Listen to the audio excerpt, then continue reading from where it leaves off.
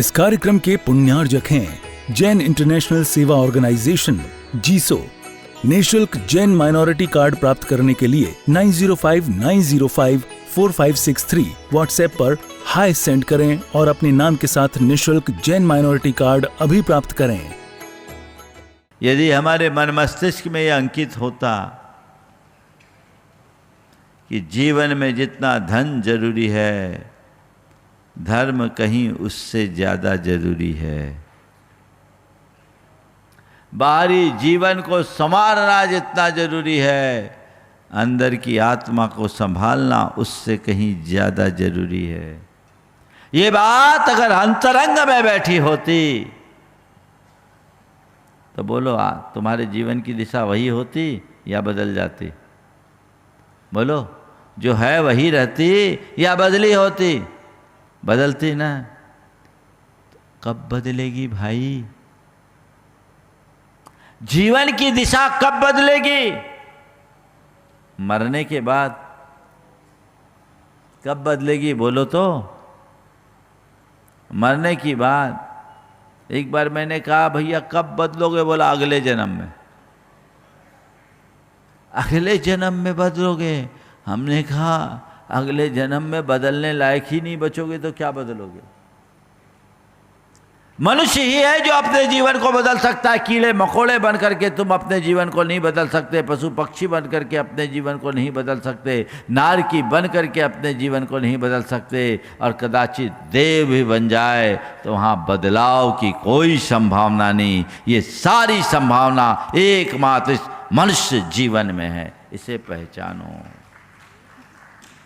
ये फैसिलिटी आज तुम्हारे पास है और कब तक रहेगी इसका कोई भरोसा नहीं।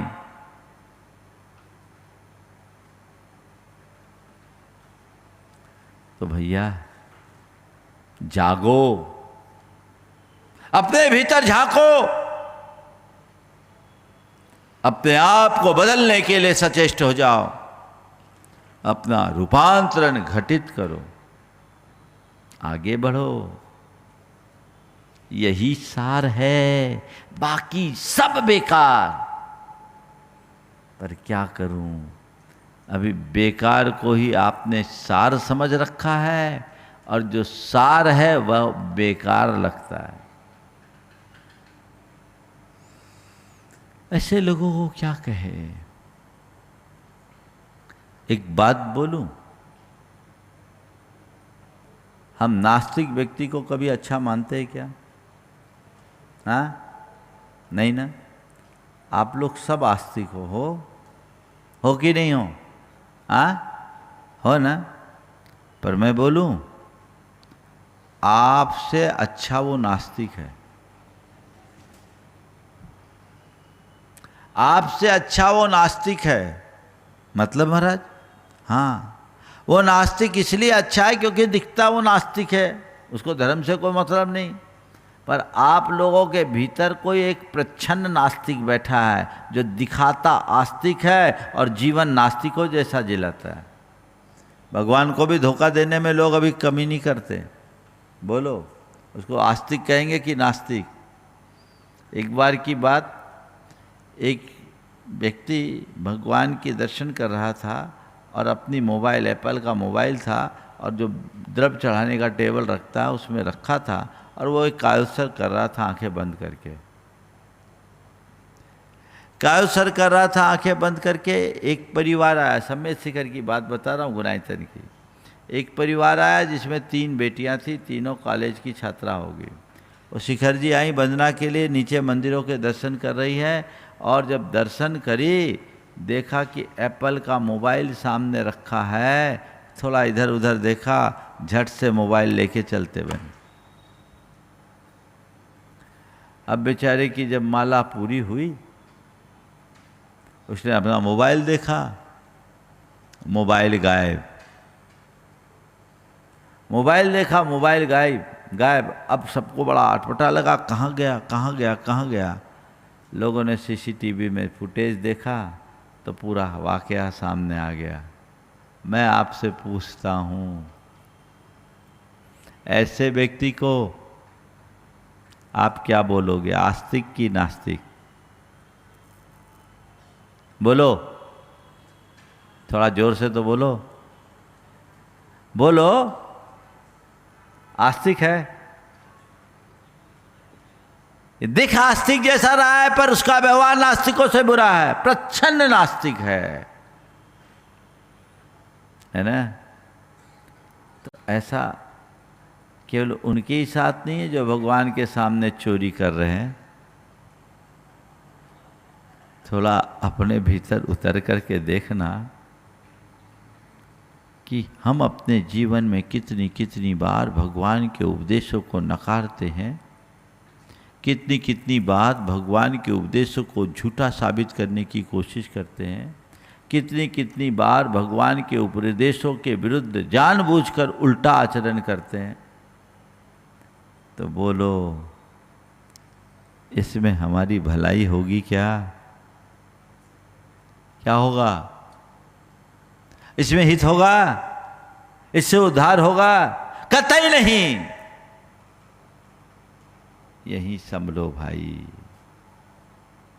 इन सब का मूल आत्मदृष्टि, शास्त्रीय शब्दों में कहें भेद विज्ञान, और गहरे शब्दों में कहें सम्यक दर्शन। ये अपने अंदर जगाओ, दिशा अपने आप बदलने लगेगी।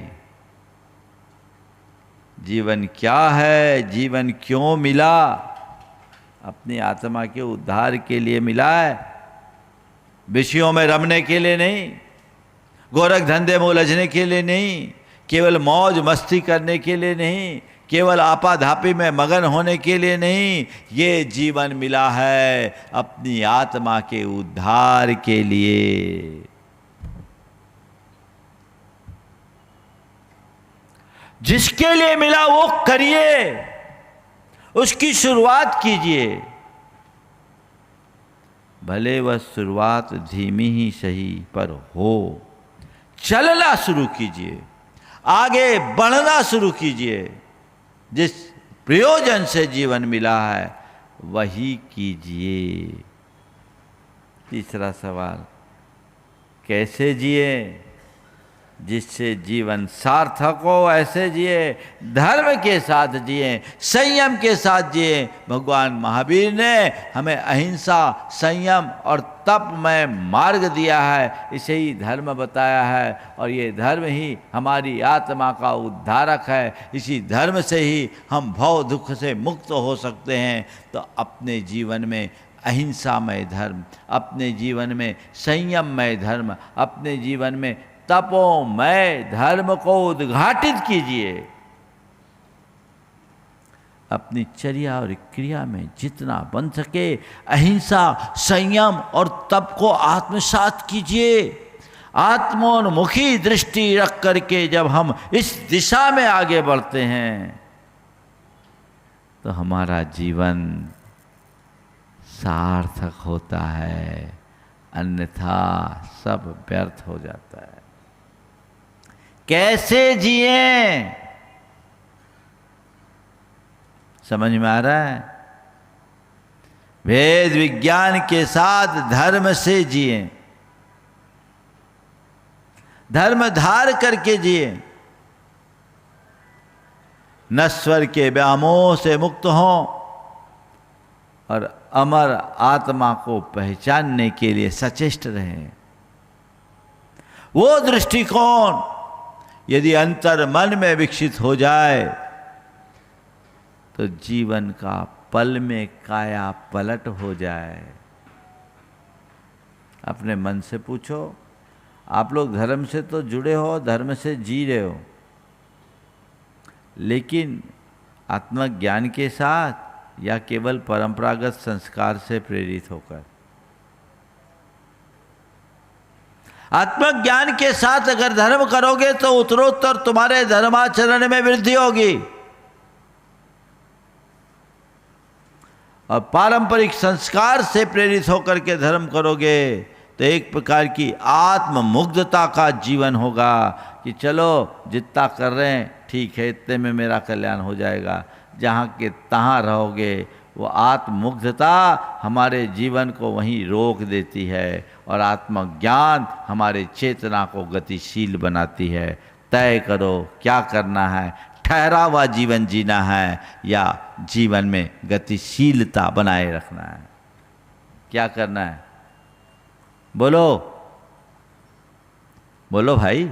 आप लोग एकदम ठहर से गए। ठहरा हुआ जीवन जीना है या गतिशीलता बनानी है? अभी क्या है, ठहरे हुए हो या गतिशील हो? अगर ठहरे हुए हो तो गति लाओ, और गति है तो उसे और सही दिशा दो, उस गति को और अधिक प्रगति में बदलो। ये जीवन की उपलब्धि होगी। नहीं तो हमारी कहानी वैसी न हो जाए जैसा एक जमाने में हुआ था। एक बहुत अच्छी कहानी याद आ गई। राजा भोज ने एक उद्घोषणा करा दी कि जो भी व्यक्ति मुझे सुबह सुबह कोई नई कविता सुनाएगा उसे मैं 1,00,000 मुद्राएं दूंगा। सुनते हैं राजा भोज को कवियों से बड़ा लगाव था, खुद भी कवि था। अब उसने घोषणा कर दी, अब 4 वज्र मूर्ख सुबह से घर से निकले राजा भोज को अपनी कविता सुनाने। नंबर ये ख्याल ये था कि सबसे पहले हम जाएं, अपनी कविता सुना दे, और हमारी कविता पास हो जाएगी तो 1,00,000 स्वर्ण मुद्रा में 1,00,000 मुद्रा मिल जाएगी, वारे न्यारे हो जाएंगे। तो सुबह दिन निकलने से पहले ही वो लोग निकल गए। रास्ते में देखते क्या है, पुराने जमाने की बात है, घर घर चरखा चलता था। तो एक जगह चरखा चल रहा था, तो एक ने चरखे को चलता देखकर कहा, चरर मरर चरखा चल रहा है। क्या बोला? चरर मरर चरखा चल रहा है। ठीक, पहले ने अपनी लाइन बोल दी, बोले मेरी कविता बन गई, चरर मरर चरखा चल रहा है। थोड़ा आगे गया तो एक तेली का घर था, उसके बाहर उसका बैल बंधा था, जो घानी में जुता हुआ भी था, बंधा था, वो खली भूस खा रहा था। दूसरे ने कहा, तेली का बैल खली भूस खाए। दूसरा भी हो गया। थोड़े आगे गया तो कुछ लोग तीर कमान लेकर जंगल की ओर जा रहे थे, तो तीसरे ने उसको देखते ही कहा, इतने में आ गए तीर कमंद। तो लोगों ने चौथे से बोला, भैया तू अपनी लाइन और बता दे तो कविता पूरी हो जाएगी।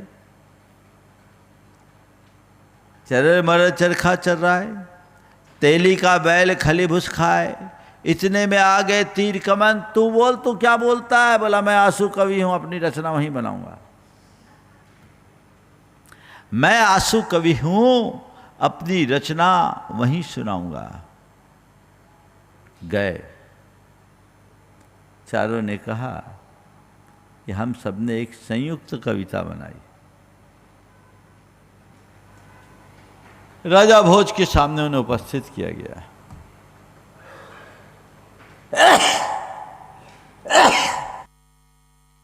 कविता सुनकर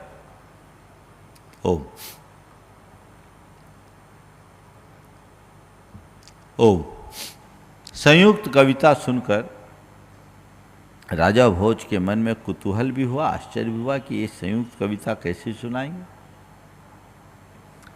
खड़ा किया गया लाइन से। पहले ने कहा, चरर मरर चरखा चल रहा है। दूसरे ने अपनी लाइन कही, तेली का बैल खली भूस खाए। तीसरे ने कहा, इतने में आ गए तीर कमन। चरर मरर चरखा चल रहा है, तेली का बैल खली भुस खाए, इतने में आगे तीर कमन तो चौथे ने कहा राजा भोज मूसर चंद।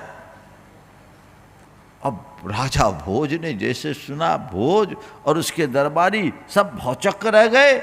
मुंह पे राजा को कोई मूसर चंद कह दे। मंत्रियों ने बात संभाली, कहा महाराज ये कोई साधारण कवि नहीं, ये रहस्यवादी कविता है। इनने जो कहा है इसका अर्थ बहुत गहरा है, आप इसे अन्यथा न ले। राजा ने पूछा बताओ भाई इसका अर्थ क्या है?